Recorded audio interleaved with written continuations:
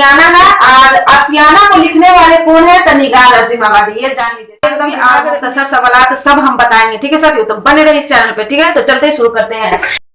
पूरा चैप्टर का question answer बताऊंगी, आप लोग बने रहे इस चैनल पे, ठीक है साथियों। तविल सवालात और मुख्तसर चैप्टर 5 है, ठीक है। ये आशियाना है और आशियाना को लिखने वाले कौन है? तो निगार अजीम आबादी। ये सब अफसाना में से कौन सा अफसाना आपके निसाब में शामिल है? तो 4 रहेगा सैयद मोहम्मद मोहसिन हो जाएगा, उसके बाद हो जाएगा कमर जान हो जाएगा, उसके बाद शबनम कमाली हो जाएगा और एक हो जाएगा निगार अजीम। तो आप लोग जानिएगा तब ना कि आशियाना को लिखने वाले कौन है? निगार अजीम है, ठीक है। और ये भी क्वेश्चन पूछा जाता है कि आशियाना क्या है? मजमून है या खाका है या हमद है या नज्म है, ठीक है, या अफसाना है। तो आप लोग जानिएगा तब ना कि ये एकदम दिमाग में आप लोग को याद रख लेना, ठीक है साथियों। तो चलते हैं, शुरू करते हैं। इतना आसान तरीके से बताएंगे ना कि आप लोग को दिमाग में आ जाएगा, ठीक है साथियों। तो चलते शुरू करते हैं। स्क्रीनशॉट भी आप लोग ले लीजिएगा, ठीक है साथियों। तो चलते शुरू करते हैं। निगार अजीम सवाल है, निगार अजीम का असल नाम क्या था? निगार जवाब में निगार अजीम का असल नाम मलका मेहर निगार था, ठीक है साथियों। उसका सवाल है निगार अजीम ने किस मौजू से एमए किया था, ठीक है साथियों। तो जवाब में है उन्होंने उर्दू और पेंटिंग में एमए किया, ये एकदम याद कर लीजिएगा। उसका सवाल है निगार अजीम का अवलीन अफसानवी मजमुए का क्या नाम है? मतलब सबसे अच्छा अफसाना कौन था? सबसे अच्छा अफसाना अवलीन अफसाने मजमुआ अक्स है, ठीक है। अवलीन अफसाना पूछ रहा है, मतलब सबसे अच्छा अफसाना कौन है? तो अक्स लिखिएगा, ठीक है साथियों। अब चलते हैं दूसरे क्वेश्चन की तरफ। निगार अजीम का मजमुआ, उनका अवलीन अफसानी मजमुआ अक्स है, ये समझ में आ गया। निगार अजीम का मजमुआ गहन कब शाया हुआ? गहन जो उसका मजमुआ है, उसका 2 अफसानी मजमुआ, तो एकदम याद कर लीजिएगा, एक अक्स है और एक गहन है, ठीक है साथियों। तो ये हो गया। तो उनका मजमुआ गहन 1999 ईस्वी में शाया हुआ। निगार अजीम के सफरनामे का नाम क्या है? ठीक है। तो जवाब है उनके सफरनामे का नाम गर्द आवारगी है, ठीक है। सफरनामा पूछ रहा है तो गर्द आवारगी आप लोग लिखिएगा। ये समझ गए। सवाल है निगार अजीम के 2 अफसानी मजमुए का नाम बताएं, तो याद कर लीजिएगा। उनका पहला है मजमुआ अक्स है, दूसरा गहन है। अब ये भी पूछा जाता है कि उसको शनाख्त बताएं, मतलब शनाख्त मतलब समझ गए कि है ना कब है ना वो छपी थी। अंक में आप लोग को लिखना है। तो 1990 में अक्स छपा था, दूसरा है गहन 1999 में, ठीक है।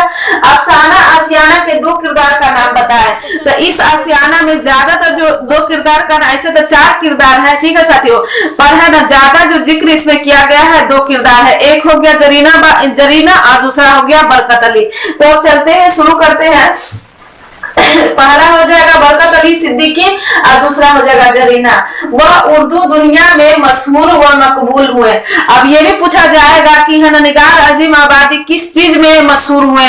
तो उर्दू दुनिया में मशहूर हुए थे। ये याद सवालात की तरफ बढ़ते हैं, ठीक है। ये तो हो जाएगा मुख्तसर सवालात, ठीक है साथियों। तो इसमें ऑब्जेक्टिव सब्जेक्टिव दोनों हम बता चुके हैं कि किस तरह से क्वेश्चन पूछेगा, ठीक है साथियों। तो एकदम दिमाग में आप लोग को याद रखना है कि आशियाना क्या है? ये अफसाना ही है और आशियाना को लिखने वाले निगार अजीम है और ये चैप्टर नंबर 5 है। ये एकदम दिमाग में रख लीजिएगा। अब चलते हैं, कहानी की तरफ बढ़ते हैं। सवाल है जेनिसा अफसाना आशियाना के मरकजी किरदार पर रोशनी डालने के लिए बोला है। ये जान लीजिए आप लोग कि इसमें जो है ना हम जो है छोटा बोर्ड है, इस वजह से है ना हम पैराग्राफ चेंज नहीं किए हैं।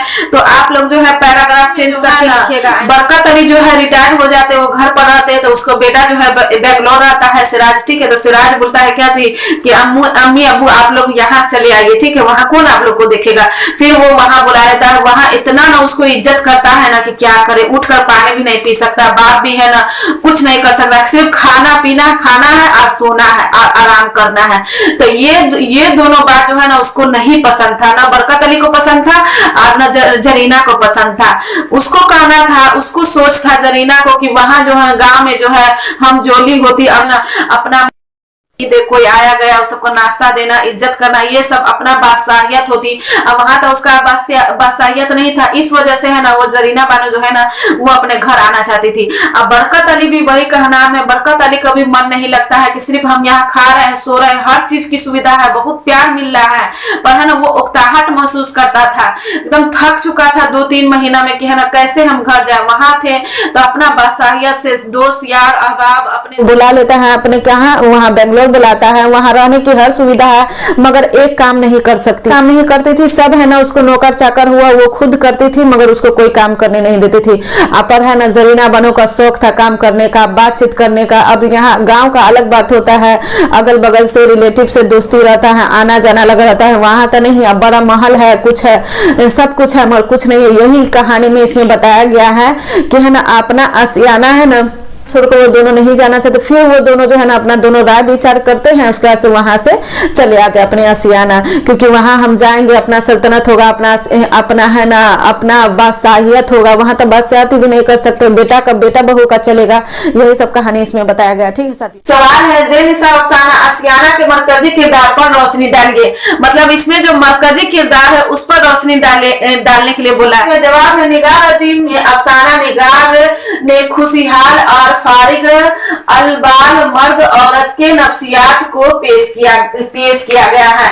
मतलब इसमें जो है कमर जहां जो है ना इस कहानी में जो है खुशहाल लोग के भी बारे में बताए हैं कि उसकी जिंदगी अंदरूनी जिंदगी कैसी रहती है, और जो है ना जो नहीं भी खुश रहते हैं, जो गरीब परिवार के रहते हैं, उसकी भी जिंदगी के बारे में बताया है। पर इस कहानी में जो है खुशहाल परिवार को लिया गया है। आबादी का सबसे अच्छा अफसाना है। ठीक है, निगार अजीम आबादी जो है उनका सबसे अच्छा अफसाना यही है, कटी हुई साख है। ठीक है, इस अफसाने का मरकजी किरदार जरीना है। जरीना बरकत अली सिद्दीकी की बीवी है। ठीक है, जरीना जो क्या है बरकत अली सिद्दीकी की बीवी है। रईफी में है ना वो अपने बहू के साथ रहना पड़ता है। बरकत अली को जान लीजिए कि बरकत अली जो है वकील रहते हैं, अब वो रिटायर हो जाते हैं, वो घर पर बैठे रहते हैं, ये समझ लीजिए। तो अपने बेटे और बहू के साथ रहना पड़ता है। मस्तर के खानदान में न सिर्फ कमजोर मास तबके के अफराद के लिए मसाइल खड़े हुए हैं, बल्कि अक्सर सूरतों में खुशहाल अफराद भी उकताहट महसूस करते हैं। मतलब इस कहानी में जो कमर जहां जो है ये बताए हैं कि है ना खुशहाल लोग देखने में लगता है कि बहुत ज्यादा खुशी, मगर अंदरूनी कैफियत क्या है वही लोग जानता है। ऐसा नहीं, पैसा वाला भी है ना बहुत अंदरूनी कसमकस का शिकार रहता है। ठीक है, एक गरीबी नहीं, गरीब तो ऑलरेडी ही जो है गरीबी के कारण परेशान रहता है, पर जो है ना पैसे वाले लोग भी है वो भी अंदरूनी परेशान रहते हैं, पर वो ज्यादा जाहिर नहीं करते हैं। ये सब बताया है इस कहानी में। हो गया में न सिर्फ कमजोर मासी तबके के अफराद के लिए मसाइल खड़े होते हैं, बल्कि अक्सर सूरतों में खुशहाल अफराद भी उकताहट महसूस करते हैं और फिर आपस में न चाके बढ़ती जाती है। ठीक है, बरकत अली एक अच्छी मुलाजमत से रिटायर हो चुके हैं, बताए हमें कि रिटायर हो चुके हैं। सिराज और उसकी बीवी इरफाना ने अपने वालिद, उनका बेटा सिराज बेंगलोर में अपनी माँ और अब्बू को बुलाता है। मतलब सिराज किसका नाम रहता है तो बरकत अली सिद्दीकी का बेटा का नाम रहता है। ठीक है साथियों, तो वो अपने अब्बू को बुलाता है, कहाँ बुलाता है कि बेंगलोर बोलता है आने के लिए, और सिराज का पूरा परिवार जो है बेंगलोर में ही रहता है। ठीक है, ये समझ रहे हैं।